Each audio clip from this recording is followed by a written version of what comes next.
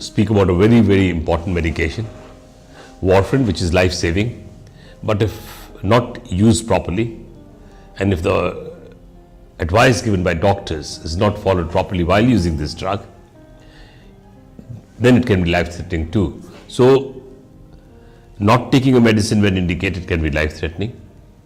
Medicine, when taking but not properly taking, can be life-threatening, or if it is indicated and the medicine is not taken, then it can be life-threatening. So, one has to be very, very careful when is taking a warfarin. Warfarin is an oral anticoagulant.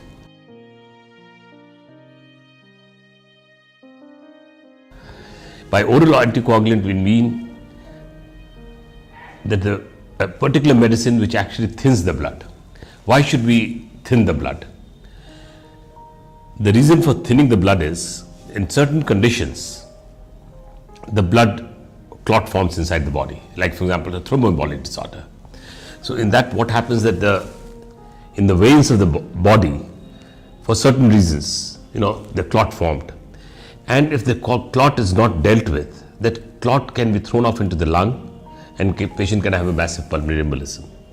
In that situation, in acute situation, we actually give injections to thin the blood, but one cannot remain on injections lifelong, so one has to switch on to oral therapy. Warfarin takes 3 days basically before it starts acting. So if one has a thromboembolic disorder, but a very common thing is a deep venous thrombosis. It's a very common thing.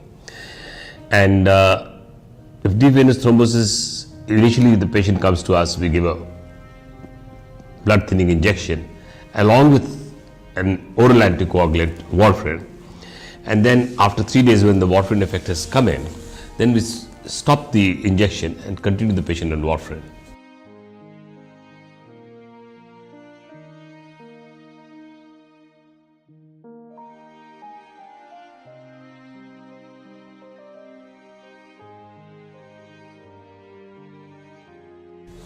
Now, I'll tell you about the other conditions that we use, the umpteen number of conditions, where other conditions that we use, the patient has got atrial fibrillation. For example, his heart is, particular one chamber of the heart is fibrillating. It's not pumping, but it is, it's not actually pumping.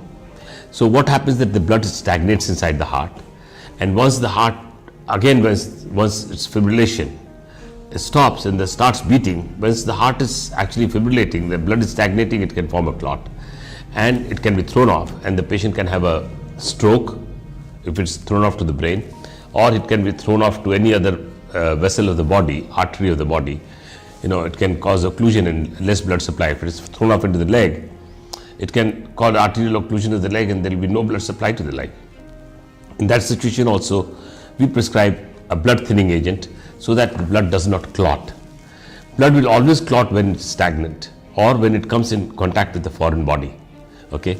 The other very, very common indication, which as a cardiac surgeon, I prescribe Warfarin most to practically all, not all my patients who undergo valve replacements. Valve replacement is a very, very common surgery. It is done for a very, very common disease, like people may need a mitral valve replacement, aortic valve replacement. When we use a metallic valve, which we use it in quite a number of patients who are a younger population, if the blood is passing through a metal valve, the normal tendency for a blood will be to form a clot because it's coming in contact with the foreign body. If we do not anticoagulate, or if we do not keep the blood thin, then the clot will form at the valve itself, okay, and the valve will thrombose, and the patient will have, will die of it, or a clot can be formed and it can be thrown off into the brain or whatever. In that situation, it is all the patients remain on anticoagulation.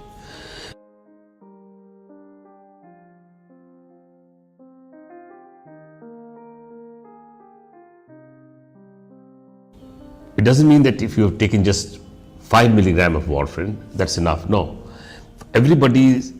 How much he needs depends upon actually, if you take a lot of warfarin, then the blood is very thin and you start bleeding.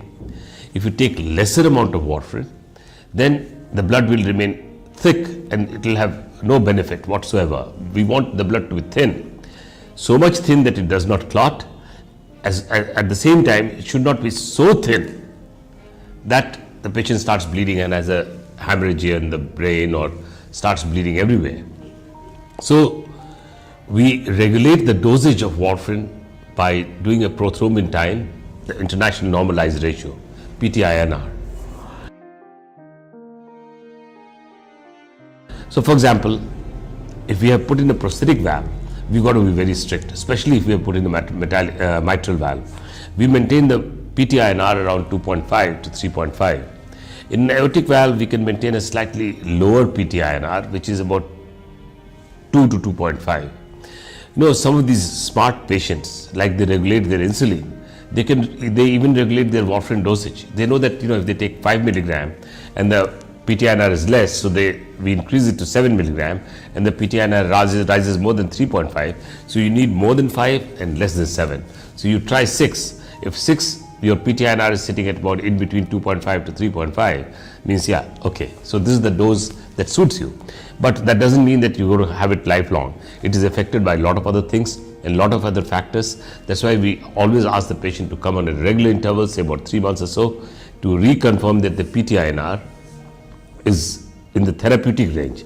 It is not subtherapeutic and it is not very high so that you can have a problem with it. That's why I started telling you, warfarin is very necessary. If you don't take warfarin, if you have had valve replacement, your valve will clot. But at the same time, if you take warfarin at your own free will, at your own dosage, you can end up having no effect if the INR is less, or end up having bleeding problem. So a properly controlled doctor has to be monitoring the dosage of warfarin.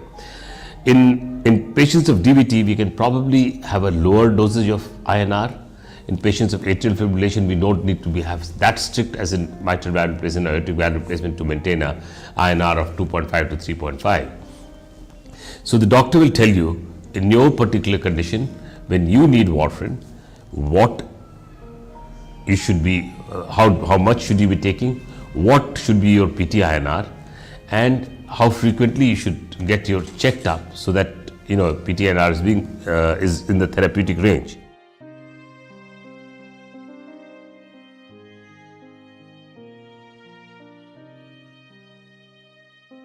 When you're taking warfarin, or when you started taking warfarin, I think there's certain things that you should tell your doctor.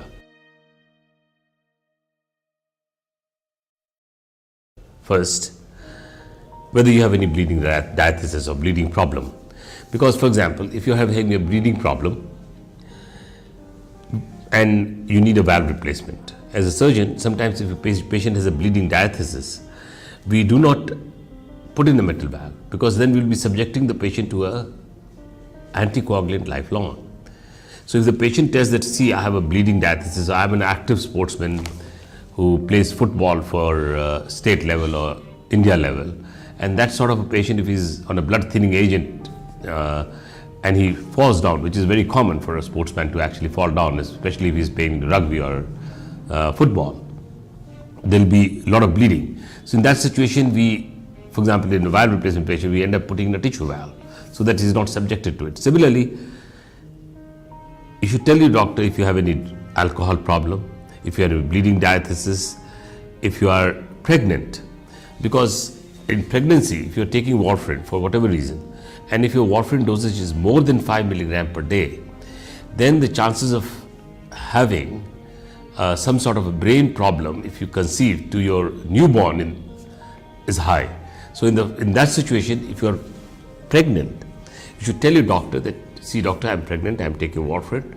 So the doctor will, in that 3 months period, if your dosage of warfarin is more than 5 milligram per day, we like to shift you to a low molecular weight heparin, because that doesn't affect the brain. And after 3 months, again, you're back to, your warfarin.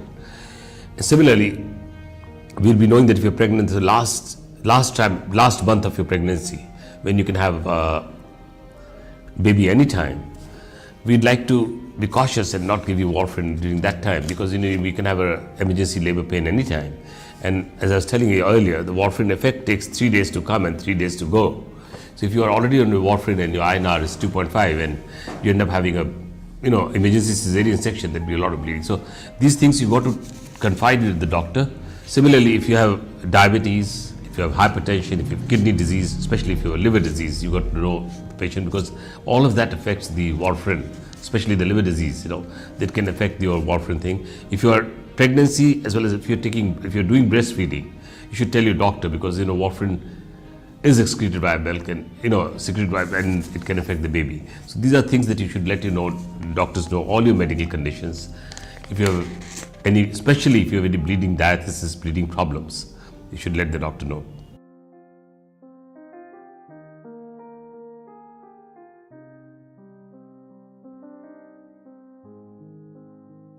So now you've started taking warfarin. The doctor has advised you warfarin, and you know why you're taking it. Then what should you do? What should I do while you're taking warfarin? What are you going to be careful about? So the doctor would have told you that you should take your warfarin every day. It is not something like, okay, आज ले लिया, भूल गए तो कल ले लेंगे 2 doses. No, you should take it every day. The dose prescribed, you should take it every day. By chance, first of all, you should not miss it. By chance, if you missed it, do not take a double dose the next day. Okay. First, and very, very important is, be very careful where you're buying the warfarin from. In my clinical practice, I've been practicing cardiac surgery for so many years, 35 years now. I've come across that, people end up buying a fake.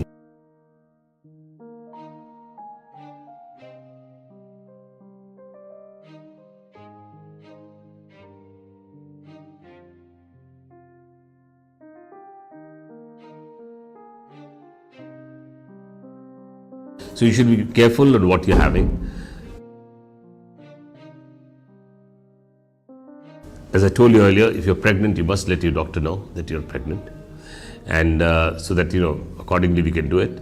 If you end up having any surgery, emergency surgery, you should tell the doctor that you are taking warfarin, because if it's an emergency surgery, it has to be done. But then one has to take into account that you've been a blood thinning agent and you may end up using a lot of blood. Any elective surgery cannot be done without consulting the doctor who's been prescribing you warfarin. Because, if you say, for example, if you get a dental extraction done, you ought to have stopped the warfarin for 3 days prior to it if the dentist surgery needs. And in the intervening period, we'll have to put you on a injection, which oral low molecular weight heparin, which we stop 12 hours prior to surgery. This has to be done 3 days before, because the warfarin takes 3 days to go. So these are things that you should, know, and what you should do. And if you get any bruises, if you're suddenly going to active sports, you should be very careful that if you fall down, if your blood is thin, normally a patient, if you just press the thumb, if it's bleeding, it will stop. Your bleeding is not going to stop. So you should be all careful about it. When you started taking warfarin, you should always be aware of it, of the fact that your blood is by design we have thinned it for your benefit, but there is some price that you got to pay for it. You got to be careful, and you got to cooperate with the doctor to maintain that level. So now we have covered 3 things. You know why you are being given anticoagulation. The doctor has told you what dose to take, when to come and have a next PT-INR done, and what you should do while you're taking warfarin. You should not eat this. But that doesn't mean that has solved all the problem. A very important problem remains, which has to be, actually one should be aware of it. You get a PT-INR done today. You're getting a warfarin done today, PT-INR, taking warfarin, you're getting a PT-INR done today. The doctor tells, okay, come after 3 months for the next PT-INR. In the intervening period, you suddenly start having a black tarry stool, or you start coughing out blood. That doesn't mean that, okay, now everything the doctor has told me to come after 3 months, so, no, you've got to immediately inform your doctor. The reason is, black tarry stool is bleeding through the gut. Maybe for some reason you're having gut bleeding, and it's not stopping because you're taking anticoagulant. If you're coughing out blood, maybe for some reason the PTINR has gone up. Okay, so you don't have to wait for 3 months to get a PTINR done. Suddenly you hit your head. You got to tell your doctor immediately, because hitting the head, a normal person may not have a cerebral bleed, but a person whose blood is thinned, they may have a bleed which will spread and the patient will have a serious hemorrhage. So any of these things that happens, you know, if you hit yourself, if there is suddenly you see a lot of bruises on your body, or if you're coughing out bloods, if you have black tarry stool, or if you're feeling persistent headache, you know, these are all indications that you should consult your doctor, tell your doctor, the doctor, this is what's out, or you start having, you know, vomiting, or you stop taking medicine for some time, or if you've accidentally taken a lot of medicine, you got to consult your doctor, because these are situations. As I told you earlier, to start with, the thing remains the same. I'll end up by saying that warfarin is a life-saving drug. It's a life-saving drug because if you've had a prosthetic valve, or if it's indicated, if you don't have it, you'll end up having a catastrophe. You know, if a metallic valve patient doesn't take warfarin, he'll die. Patient with DVT, if he doesn't take warfarin, he'll have pulmonary embolism. So it's life-saving. But if you don't take it properly as prescribed, you'll end up having complications due to warfarin, which is also a well-recognized entity. It's a very well-recognized entity. Complications of anticoagulation. It's a big chapter, and in clinical practice we also deal with it. A lot of girls who have operated upon in valve replacement, they go home, they do not take warfarin because सब लोग समझेगा दवाई ले रहा है ना, and they end up having a valve thrombosis, or they're not following. They're asked to give I prescribe them Warf 2, that means Warf 2 milligram. They end up taking Warf 5. Okay, 5-6 खा लेते हैं, सस्ता पड़ेगा, 5-6 को 2 बार तोड़ करके खा लेते हैं, सस्ता पड़ेगा. They end up taking a lot of more warfarin than prescribed. They end up having bleeding.